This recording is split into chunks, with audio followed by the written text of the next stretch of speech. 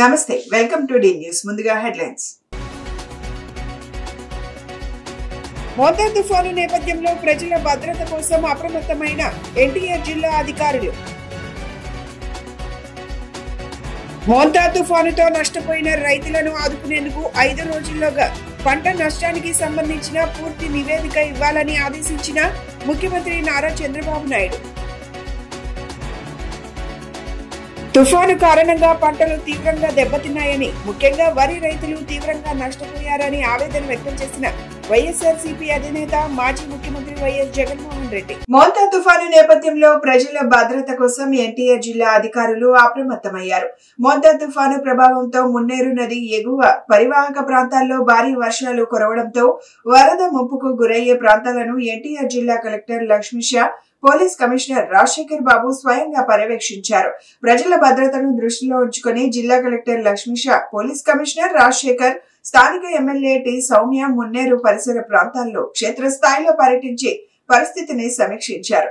డ్రోన్ల ద్వారా మున్నేరు వాగు పరిసర ప్రాంతాలను పర్యవేక్షిస్తూ వరద నీటి స్థాయిని నిరంతరం పరిశీలిస్తున్నారు. మున్నేరు పరిధిలో ఉన్న ప్రజలు అధికారుల సూచనలు పాటించి అప్రమత్తంగా ఉండాలని సూచించారు. సమాయత్తమై ఉన్నాను. అందులో భాగంగానే ఈరోజు రేపు ఇక్కడ దాదాపు 2 లక్షల క్యూసెక్స్ వాటర్ వచ్చే అవకాశం ఉన్నందువల్ల ఈరోజు నుంచే మనం ప్రివెంటివ్ మెజర్స్ భారీ తీసుకుంటున్నాం. ముఖ్యంగా పోలీస్ శాఖ నుంచి ఎస్డీఆర్ఎఫ్ సిబ్బంది, అదేవిధంగా ఏపీఎస్పీ దాదాపు 100 మెంబర్స్ రాబోతున్నారు. ప్రతి గ్రామంలో ఈ మున్నేరు నదీ పరివాహక ప్రాంతంలో 40 గ్రామాలు ఉన్నాయి. 40 గ్రామాల్లో కూడా ప్రతి గ్రామంలో పోలీస్ సిబ్బంది ఉండడం, అదేవిధంగా వైపున కమ్యూనికేషన్ కావచ్చు, మరి వైపున ప్రజల్ని అవగాహన కల్పించే భాగంలో వెల్లర్స్ ద్వారా కొంత వారికి అవగాహన కల్పించడం, అదేవిధంగా లైటింగు, అదేవిధంగా ఇటువంటి సందర్భంలో కూడా ఈ నది వైపుకి మూమెంట్ ప్రజలు ఇటు వెళ్లకుండా, ఎందుకంటే ప్రాణం అనేది ఎటువంటి పరిస్థితుల్లో ప్రాణ నష్టం అనేది జరగకూడదు, అదేవిధంగా ఆస్తి నష్టం జరగకూడదు. సో దాన్ని మనం బేసిస్ చేసుకుని ఈరోజు గౌరవ శాసనసభ్యులు అదేవిధంగా కలెక్టర్ గారిని వచ్చి కూర్చున్నాము. సో ప్రజలందరూ కూడా పోలీస్ శాఖకు, జిల్లా యంత్రాంగానికి సహకరించి ఈ కెలామిటీ దీన్ని సమర్థవంతంగా అందరం కలిసి మోంతా తుఫానుతో నష్టపోయిన రైతులను ఆదుకునేందుకు 5 రోజుల్లోగా పంట నష్టానికి సంబంధించిన పూర్తి నివేదిక ఇవ్వాలని వ్యవసాయ శాఖ అధికారులను ముఖ్యమంత్రి నారా చంద్రబాబు నాయుడు ఆదేశించారు. వ్యవసాయ శాఖ సిబ్బంది పంట నష్టం వివరాలను త్వరగా సేకరించేలా చూడాలని స్పష్టం చేశారు. అలాగే వ్యవసాయ శాస్త్రవేత్తలు క్షేత్రస్థాయిలో దెబ్బతిన్న పంటలను పరిశీలించి వాటిని కాపాడేందుకు గల అవకాశాలపై రైతులకు తగు సూచనలు చేయాలని ముఖ్యమంత్రి నిర్దేశించారు. మోంతా తుఫాన్ ప్రభావిత ప్రాంతాల్లో పర్యటించిన ముఖ్యమంత్రి పర్యటన అనంతరం సచివాలయంలోని ఆర్టీజీసీ కేంద్రాలలో తుఫాన్ వల్ల సంభవించిన నష్టంపైన, ప్రస్తుతం నెలకొన్న పరిస్థితులపైన అధికారులతో సమీక్ష నిర్వహించారు.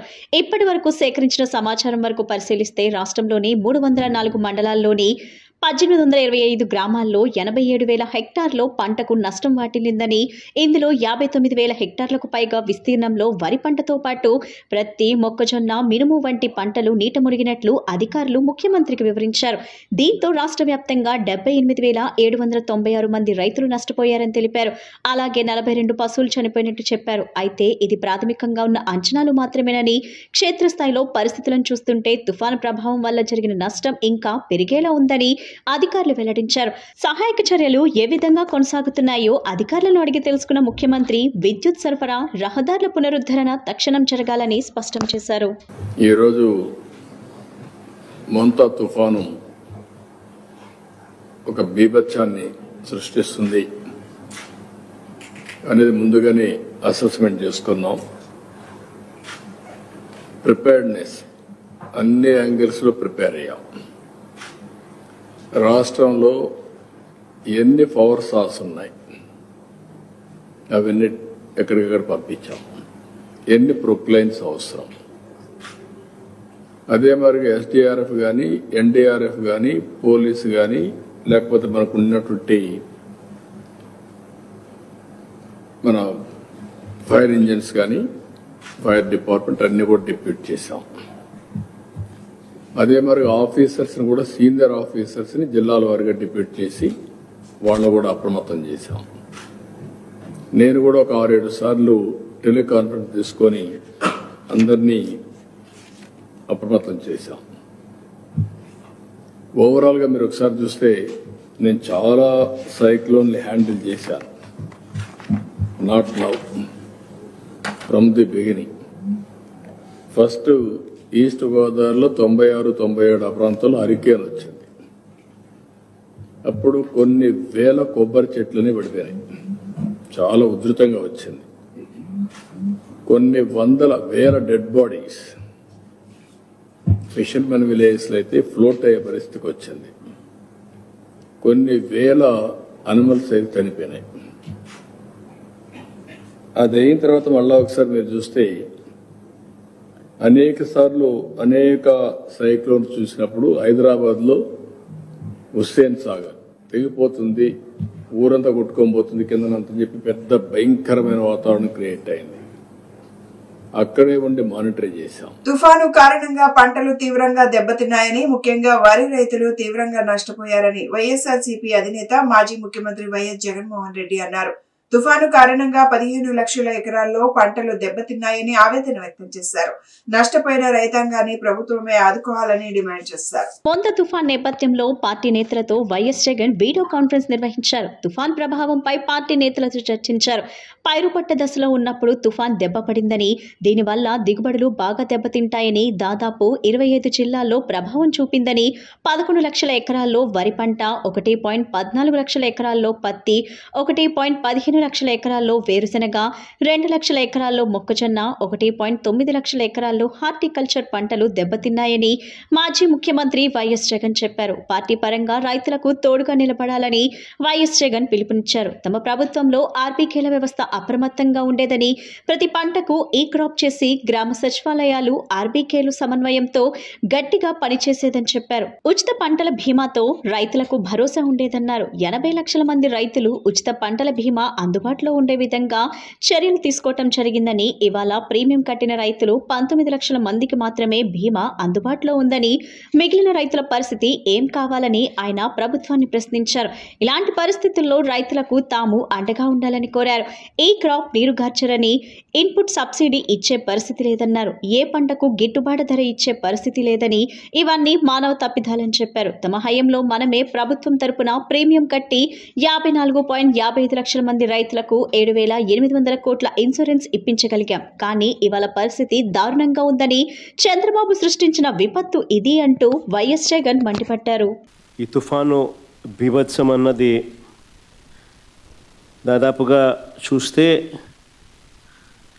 నిజం చెప్పాలనంటే విండ్ షేర్ ఫామ్ అయ్యి కాస్తో కూస్తో తుఫాన్ డిసిపేట్ అయ్యి తీవ్రత తగ్గినప్పటికీ కూడా రైతుల మీద మాత్రం దీని ప్రభావం చాలా సివియర్గాను సీరియస్గాను దీని ప్రభావం చోటు చేసుకుంది. ఎందుకంటే పంట బాగా పొట్టకొచ్చిన సమయంలో జరిగిన కురిసిన ఈ వర్షాల వల్ల పంట నేల ఒరిగింది. ఆ నేల ఒరిగిన ఆ పంటను నీళ్ళల్లో తడవడం వల్ల మళ్ళీ అది పైకి లేయడం అన్నది కూడా కష్టమైన పరిస్థితుల మధ్య, తాళ్ళు ఎక్కువ వచ్చే పరిస్థితుల మధ్య దిగుబడి తీవ్రంగా తగ్గే పరిస్థితి వల్ల రైతు తీవ్రంగా నష్టపోయిన పరిస్థితులు ఎక్కువగా కనిపిస్తూ ఉన్నాయి. శ్రీకాకుళం నుంచి మొదలెడితే దాదాపుగా నెల్లూరు దాకా కూడా, ఇంకా నెల్లూరు నుంచి కూడా కాస్త ముందుకు కూడా ఈ ప్రభావం కనిపిస్తూ ఉంది. కర్నూలు, కడప, అన్నమయ్య జిల్లాలు, చిత్తూరు జిల్లా, ఉమ్మడి చిత్తూరు జిల్లాలో కూడా, కర్నూలు నెల్లూరు ప్రాంతంలో కూడా ఈ ప్రభావం కూడా కనిపించింది. దాదాపుగా 25 జిల్లాల పరిధిలో, 396 మండలాల పరిధిలో, 3,320 గ్రామాల పరిధిలో దీని ప్రభావం కనిపించింది. ఇలాంటి పరిస్థితుల్లో రైతులకు మనం తోడుగా నిలబడాల్సిన అవసరం చాలా ఉంది. దాదాపుగా ఉజ్జాయింపుగా లెక్కల ప్రకారము, మనకున్న సమాచారం ప్రకారం దాదాపుగా 15 లక్షల ఎకరాల మీద దీని ప్రభావం పడుతూ ఉంది.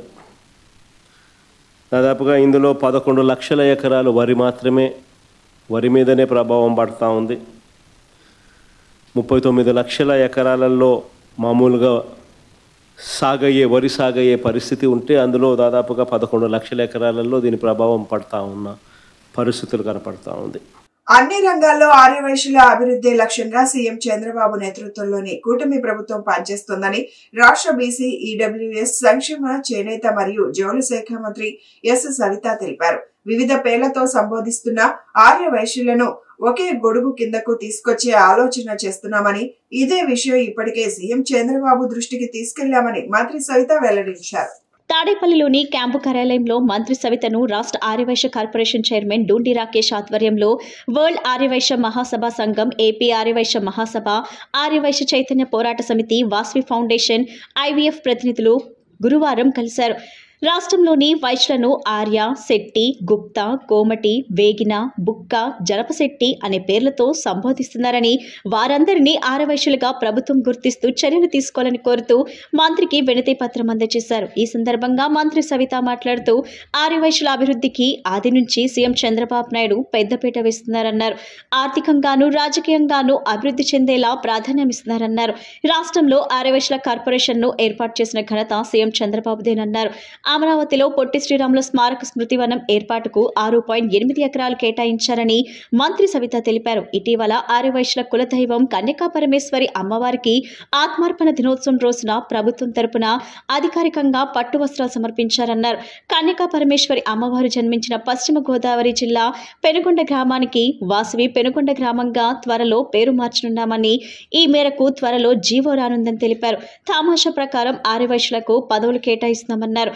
ఈ సందర్భంగా మోంతా తుఫాన్తో భారీ నష్టం కలగకుండా సీఎం చంద్రబాబు నాయుడు అధికార యంత్రాంగం తీసుకున్న చర్యలను ఆర్యవైశ్య సంఘాలు ప్రతినిధులు కొనియాడారు. అనంతరం మంత్రి సవితను ఘనంగా సత్కరించారు. ఈ కార్యక్రమంలో రాష్ట్ర Arya Vysya corporation chairman Dundi Rakesh, Bhagavan Narayana, Chinni Rama Satyanarayana, K Rajini, Tallam Satyanarayana, VVK Narasimha Rao, Kona Srinivas తదితరులు పాల్గొన్నారు. మోంతా తుఫాను నేపథ్యంలో వైఎస్ఆర్సీపీ రీజనల్ కోఆర్డినేటర్లు, జిల్లా పార్టీ అధ్యక్షులతో YS Jaganmohan Reddy video conference నిర్వహించారు.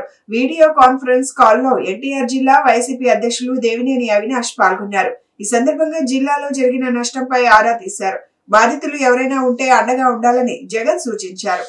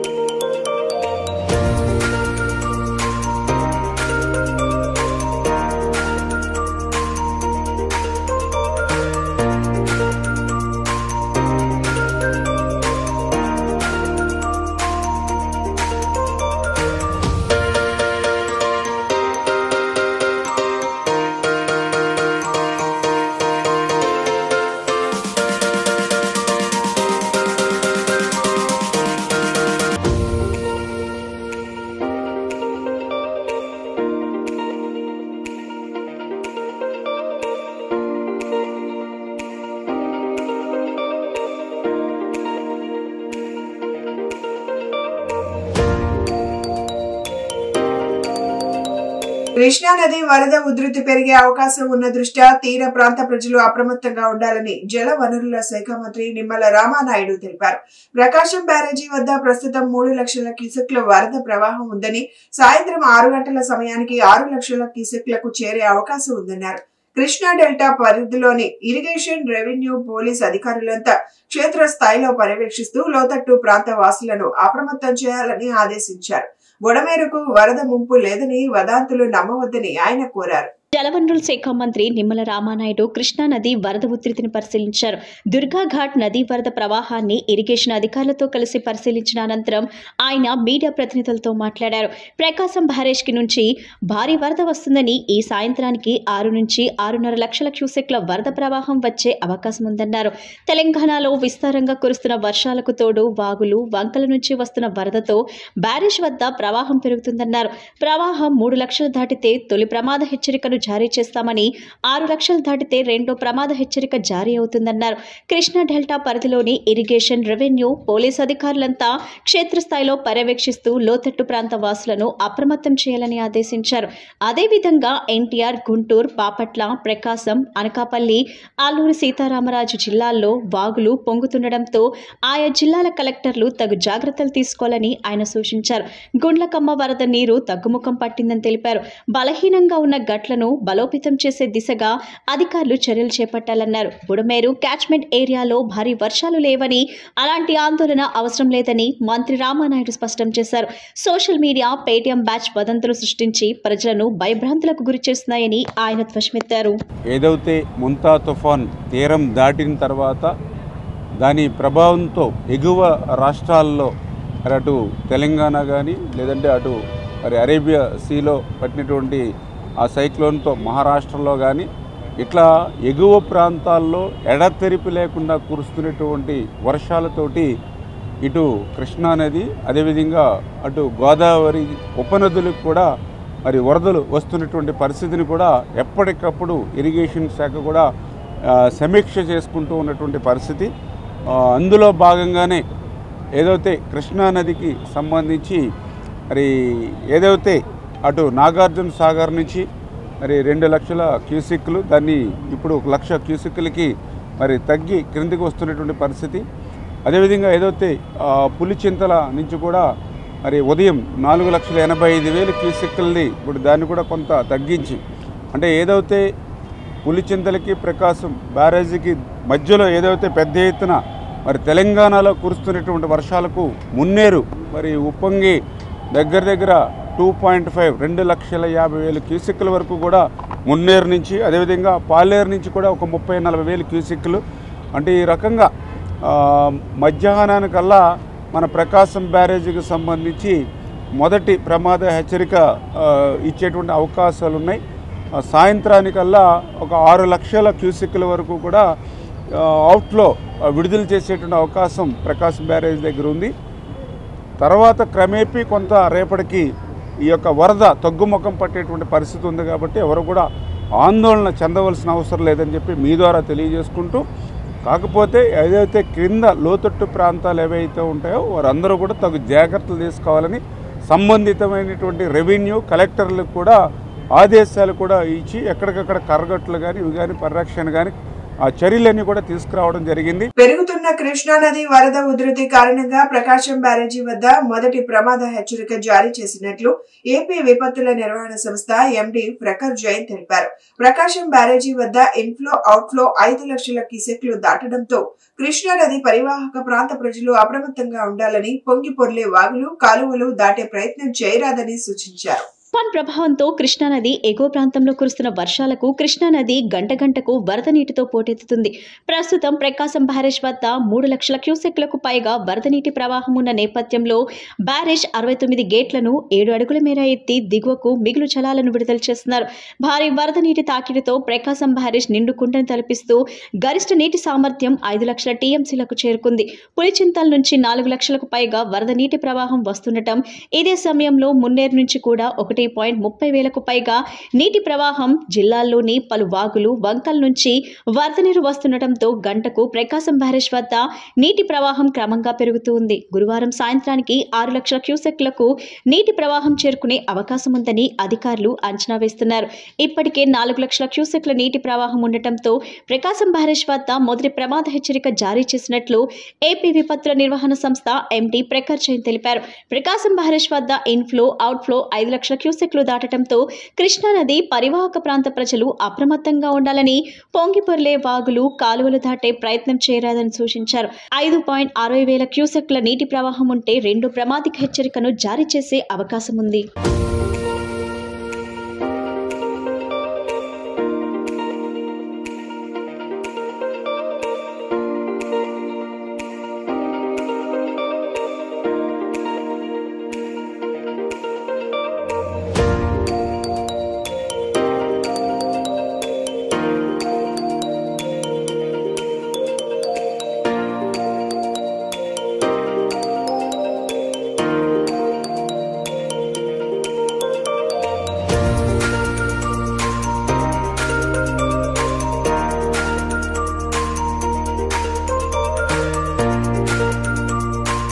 మోంతా తుఫాన్ను రాష్ట్ర యంత్రాంగం సమర్థవంతంగా ఎదుర్కోగలిగారని ఎన్డీఆర్ఎఫ్, ఎఫ్డీఆర్ఎఫ్ లతో పాటు బీజేపీ కార్యకర్తలు కూడా తుఫాను ప్రభావిత ప్రాంతాల్లో సేవలు అందిస్తున్నారని వెల్లడించారు. ఓవైపు సంక్షేమం, మరోవైపు అభివృద్ధి చేస్తూ రాష్ట్రం ముందుకు వెళ్తుందని స్పష్టం చేశారు. ఆంధ్రాలో డబుల్ ఇంజిన్ గవర్నెన్స్ వల్లే గూగుల్ డేటా సెంటర్ తో పాటు 10,000 కోట్ల రూపాయలు పెట్టుబడులు రాష్ట్రానికి వచ్చాయని చెప్పారు. కర్ణాటకలో కాంగ్రెస్ గవర్నమెంట్ పూర్తిగా ఫెయిల్ అవడంతో పరిశ్రమలను ఆకర్షించలేని పరిస్థితి ఉందని వివరించారు. గురువారం బీజేపీ రాష్ట్ర కార్యాలయంలో బీజేపీ అధికార ప్రతినిధి సాధినేని యామిని శర్మ మీడియా సమావేశం నిర్వహించారు. ఈ సమావేశంలో ఆమె మాట్లాడుతూ కేంద్ర సహకారంతోనే ఆంధ్రాకి పరిశ్రమలు వస్తున్నాయని కర్ణాటక మంత్రులు ఆరోపించడం హేయమైన చర్య అని అన్నారు. కాంగ్రెస్ పార్టీ అధికారంలో ఉన్నప్పుడు దేశానికి చేసిందేమీ లేదని, ఇప్పుడు కాంగ్రెస్ పార్టీ అధికారంలో ఉన్న రాష్ట్రాల పరిస్థితి కూడా అలానే తయారైందన్నారు. మన రాష్ట్రంలో ఒక మంచి నాయకత్వం ఉందని, ఒక విజన్తో ముందుకు వెళ్తున్నారన్నారు. కాంగ్రెస్ పార్టీ తన ఉనికిని కాపాడుకోవడానికి విమర్శలు చేస్తుందన్నారు. ప్రజలకు కష్టం వచ్చినప్పుడు ఎప్పుడు జగన్ ప్రజల వద్దకు రారన్నారు. సర్దార్ వల్లభాయ్ పటేల్ స్ఫూర్తితో అన్ని రాష్ట్రాలను కలుపుకుంటూ బీజేపీ ముందుకు వెళ్తుందన్నారు. ముందుగా మోంతా తుఫాన్కి సంబంధించి ప్రభావిత జిల్లాల్లో ఉన్నటువంటి ప్రజలందరినీ, ఇంకా చెప్పాలంటే రాష్ట్ర వ్యాప్తంగా ఉన్నటువంటి ప్రజలందరినీ ప్రతి క్షణము కూడా అప్రమత్తం చేస్తూ ప్రాణ నష్టం కలగకుండా మరియు వీలైనంతగా ఆస్తి నష్టాన్ని తగ్గించడానికి గౌరవ ముఖ్యమంత్రి గారు నారా చంద్రబాబు నాయుడు గారు, అలాగే ఉప ముఖ్యమంత్రి పవన్ కళ్యాణ్ గారు, మిగతా అధికారి యంత్రాంగం అంతా కూడా ప్రతి జిల్లాలో ఉన్న కలెక్టర్లు కానివ్వండి, పోలీస్ అధికారులు కానివ్వండి, వీరందరూ కూడా అహర్నిశలు పనిచేసి ప్రాణ నష్టాన్ని, ఆస్తి నష్టాన్ని వీలైనంత మేరకు తగ్గించగలిగారు. అలాగే చాలా చోట్ల దాదాపుగా ఈ ప్రభావిత జిల్లాలో భారతీయ జనతా పార్టీ కార్యకర్తలు, కూటమి కార్యకర్తలు అందరూ కూడా తమ సేవలని అందించడం కూడా జరిగింది. ఈ మోంతా తుఫాను మన ఆంధ్రప్రదేశ్ని తీరం దాడుతున్న ఆంధ్రప్రదేశ్లో తెలియగానే గౌరవ ప్రధానమంత్రి నరేంద్ర మోదీ గారు కూడా దాదాపుగా 14,145 రేషన్ షాపుల్లో నిన్నటి నుంచే రేషన్, అంటే ముందుగానే నెల రాకపోయినా ముందుగానే రేషన్ అందుబాటులో తీసుకొని రావడము, అలాగే ఎన్డీఆర్ఎఫ్, ఎస్డీఆర్ఎఫ్ టీంలను కూడా పెద్ద ఎత్తున మన రాష్ట్రంలో డిప్లాయ్ చేయడం కూడా చూసాము. వారు తక్షణమే స్పందించినందుకు నరేంద్ర మోదీ గారికి కూడా ధన్యవాదాలు తెలుపుతున్నాం. ఇకపోతే ఇన్ని విపత్తులను, అటు ప్రకృతి విపత్తులను కానివ్వండి, లేదంటే ఆర్థిక సంక్షోభాన్ని కానివ్వండి, రకరకాలుగా రాజకీయ కుట్రలు పన్నుతున్నటువంటి ఆ కుట్రలను కూడా ఛేదించుకుంటూ ఆంధ్రప్రదేశ్ రాష్ట్రము అభివృద్ధి వైపు వెళ్తూ ఉంది. ఎన్నో ఇన్వెస్ట్మెంట్స్ని, ఎన్నో పరిశ్రమలని, పెట్టుబడులను ఆహ్వానిస్తోంది, ఆకర్షిస్తోంది. అమీన్ పీర్ దర్గా ఉర్సు మహోత్సవాలకు హాజరు కావాలని మాజీ ముఖ్యమంత్రి వైఎస్ఆర్సీపీ అధినేత వైఎస్ జగన్ కు ఆహ్వానం అందింది. ఈ మేరకు తాడేపల్లిలోని పార్టీ కేంద్ర కార్యాలయంలో కడప అమీన్ పీర్ దర్గా పీఠాధిపతి హజరత్ కేఎస్ఎస్ అరిఫుల్లా హుసేని కలిసి ఆహ్వానం అందజేశారు. నవంబర్ 5వ తేదీ నుంచి 10వ తేదీ వరకు ఈ ఉర్సు మహోత్సవాలు జరుగుతున్నాయని, ఈ ఉత్సవాలకు హాజరు కావాలని వైఎస్ జగన్ ను కోరారు. ఈ సందర్భంగా వైఎస్ జగన్ ను కలిసిన కడప మాజీ మేయర్ సురేష్ బాబు, అమీన్ పీర్ దర్గా చీఫ్ ముజావర్ అమీరుద్దీన్, మేనేజర్ మొహమ్మద్ అలీ ఖాన్, బాకీ ఉల్లా ఖాన్ పాల్గొన్నారు.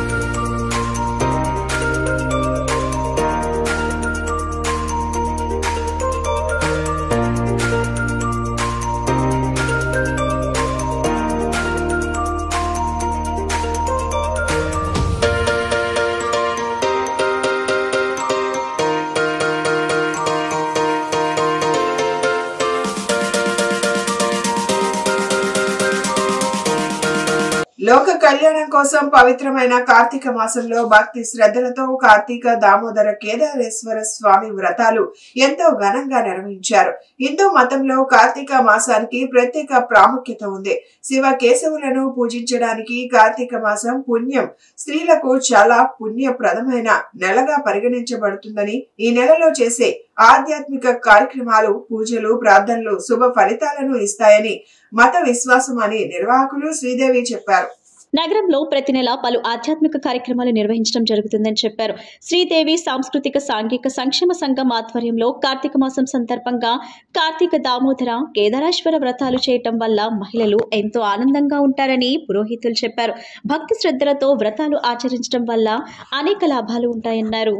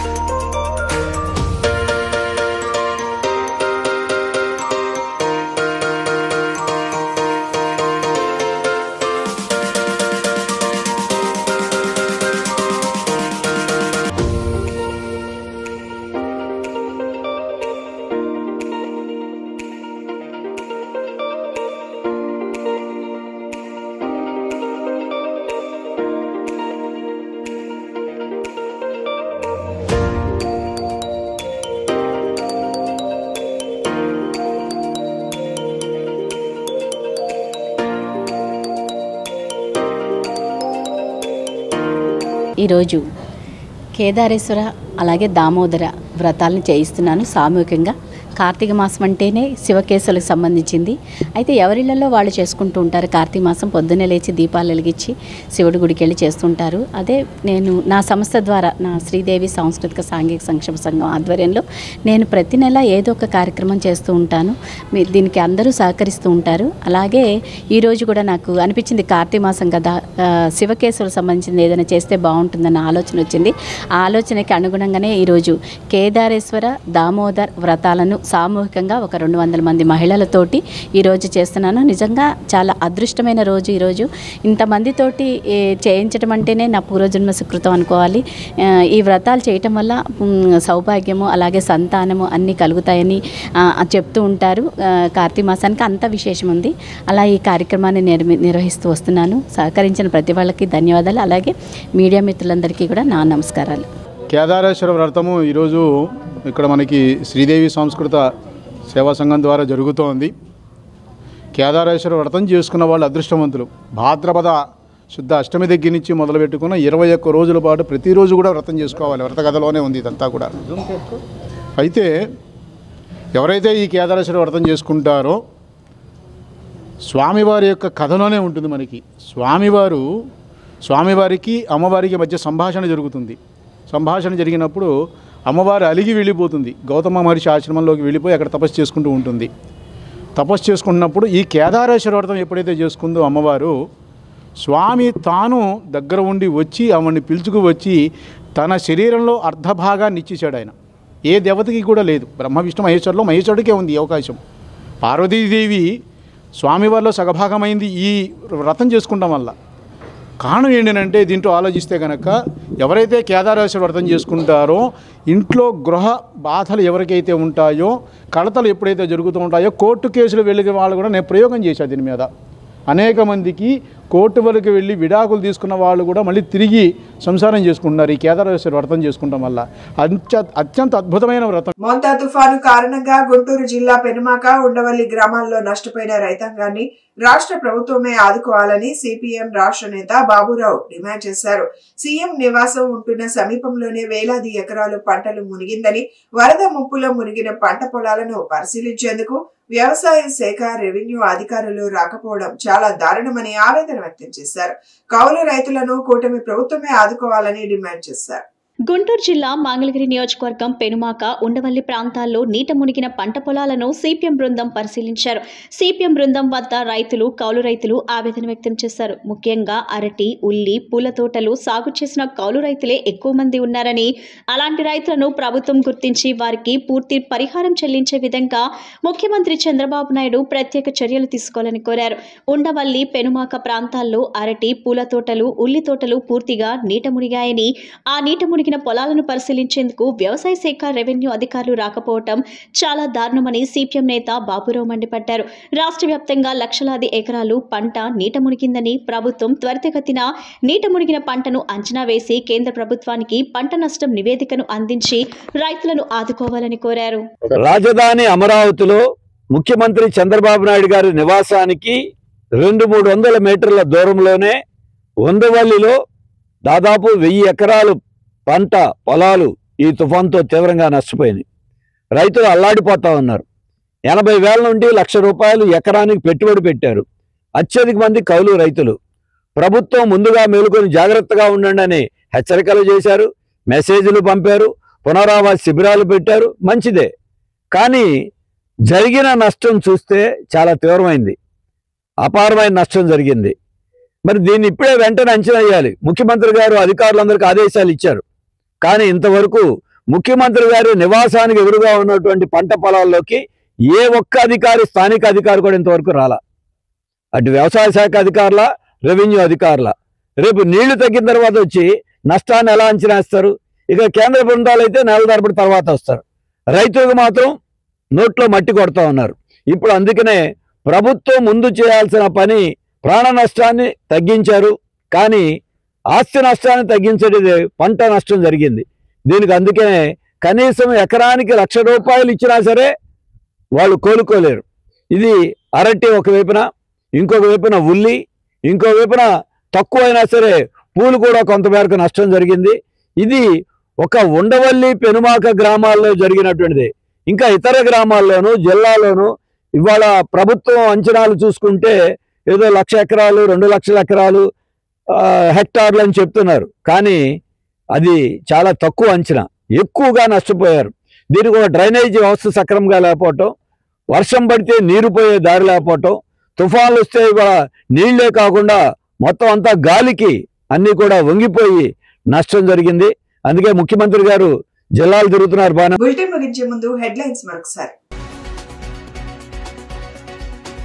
మోంతా తుఫాను నేపథ్యంలో ప్రజల భద్రత కోసం అప్రమత్తమైన ఎన్టీఆర్ జిల్లా అధికారులు.